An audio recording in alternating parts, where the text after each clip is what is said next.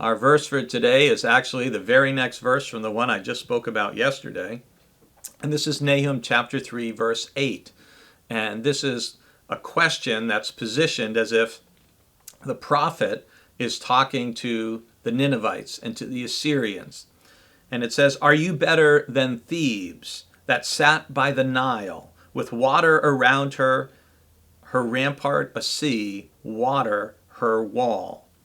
And this is a historical reference. The Assyrians themselves had attacked the Egyptian city of Thebes back in the year 663 BC. Isn't it crazy that we know this? That we can say, oh, well, sure, of course, that's what he's talking about.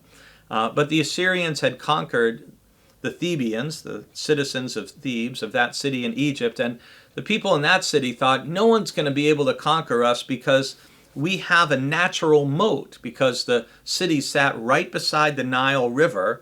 And so between the Nile River and the sea, they felt like we're impregnable. No one can conquer us. Nobody can beat us. Well, the Assyrians did in 663. And so the prophet is kind of, if you will, flipping the card back to the Assyrians and saying, you thought you were impregnable. You thought nobody could conquer you. Well, guess what? What goes around comes around, and now it's your turn, and you're going to get it too. And that's what the rest of chapter 3 keeps on talking about, is how the Ninevites are going to be conquered and destroyed.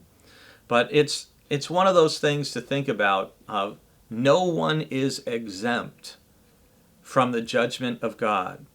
And that's what Nahum is saying to the Assyrians and the Ninevites and to the Israelites who are listening to him. No one is exempt. Are you better, we might say, than anybody else? So often we think of God's judgment being for the very worst people we can think of, right? Murderers and people who abuse children and everything else. And we really think God's got to judge them. And I'm going to be talking about that in a couple of weeks. We want God to judge them. But part of what Nahum is reminding the Israelites in kind of a backhanded sort of way is, just like the Ninevites in Assyria, that they're not exempt from God's judgment. You know what? In an unspoken way, neither are we. And again, it's a reminder of why it doesn't matter how powerful a nation is, a person is, a king or a leader.